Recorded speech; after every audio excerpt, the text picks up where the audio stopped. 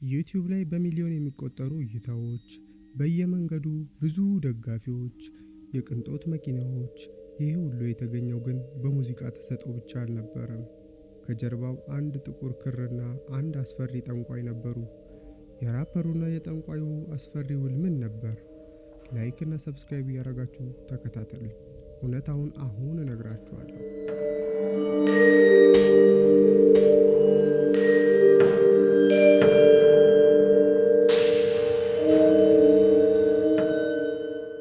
ታሪኩ የሚጀምረው ናቲ በሚባል ወጣት ራፐር ነው። ስሙን ለታሪኩ ሲባል የተቀየረ እንደሆነ ልብ በሉ። ናቲ ለዓመታት ስቱዲዮ ደጅ ጠንቷል፣ ግጥም ጽፏል፣ ግን ማንም ዞር ብሎ አላየውም። ጓደኞቹ በቅንጦት መኪና ሲዞሩ፣ እሱ ግን የታክሲ ወረፋ ላይ ይቆማል። አንድ ምሽት ከጓደኛው ሳሚ ጋር ካፌ ውስጥ ተቀምጠው ሳሚ እንዲህ አለው፣ አንተ ጎበዝ ነህ፣ ግን እድል የለህም። እድል ደግሞ በራሱ አትመጣም። መሄድ ባለብህ ቦታ ሄደ መጥራት አለብህ። ናቲ ግራ በመጋባት አየው። ሳሚም ቀጠለ፣ አዲስ አበባ ዙሪያ ያለ አንድ የታወቀ አንድ ሰው አለ። ዝነኛ ላደረገው ሰው የለም። ዝም ብለህ ሞክር። ናቲ በመጀመሪያ ፈራ፣ ግን የዝናው ጥማት ከፍርሃቱ በለጠ።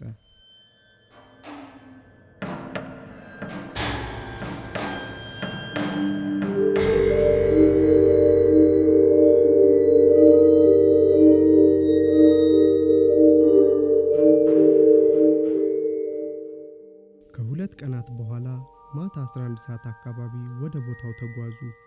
መንገዱ ጭር ያለ፣ በግራና በቀኝ በትላልቅ ባህር ዛፎች የተከበበ ነበር።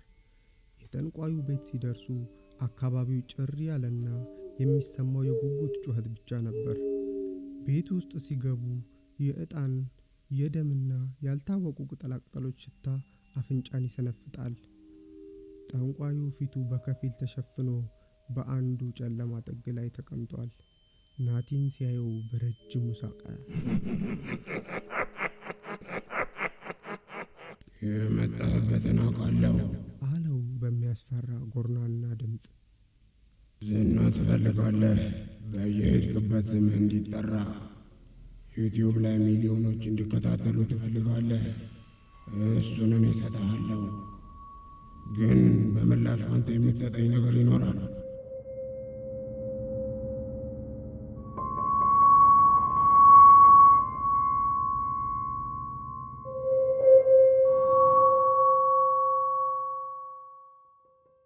ጠንቋዩ አንዲት ትንሽ ሳጥን አወጣ። ውስጧ አንድ ጥቁር ክርና አንድ የታጠፈ ወረቀት ነበረ።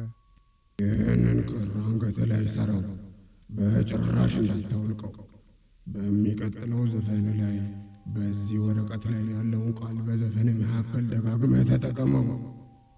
ናቲ ወረቀቱን ሲያየው ምንም ትርጉም የማይሰጥ ነገር ግን ሲደጋገም ጆሮ ላይ የሚቀር ቃል ነበር። ጠንቋዩ ቀጠለ፣ አንድ ነገር አስጠነቅቅሃለሁ፣ በጭራሽ ቤተ ክርስቲያን እንዳትቃረብ፣ ማታ ማታ ደግሞ ብቻህን እንዳትተኛ፣ ካልሆነ ግን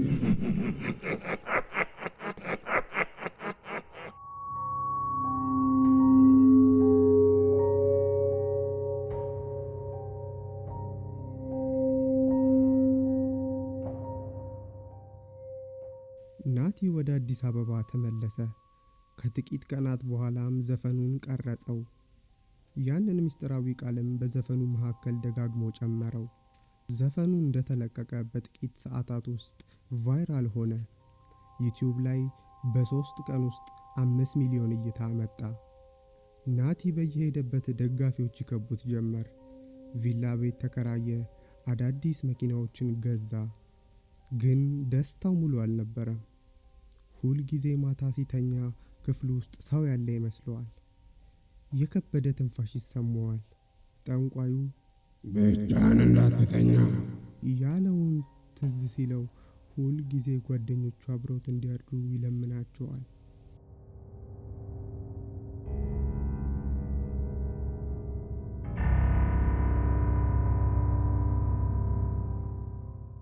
ዝናው በናኘ በ6ኛው ወር ላይ ናቲ አንድ ትልቅ ኮንሰርት አቀረበ። በጣም ስለደከመውና ስለሰከረ ጓደኞቹን ትቶ ወደ ሆቴል ክፍሉ ገባ። ጠባቂዎቹን ደጃፍ ላይ አቁሞ እሱ ብቻውን ተኛ። ከሌሊቱ 9 ሰዓት አካባቢ ክፍሉ ውስጥ የቅዝቃዜ መንፈስ ሰፈነ። ናቲ ከእንቅልፉ ሲባንን አንገቱ ላይ ያለው ጥቁር ክር እየጠበቀ መጣ። ሊጮህ ሞከረ፣ ግን ድምፅ አልነበረውም። በአልጋው ጥግ ላይ ያን ጠንቋይ የሚመስል ጥቁር ጥላ አየ። ጥላው ቀርቦ አፉን በኃይል ከፈተው።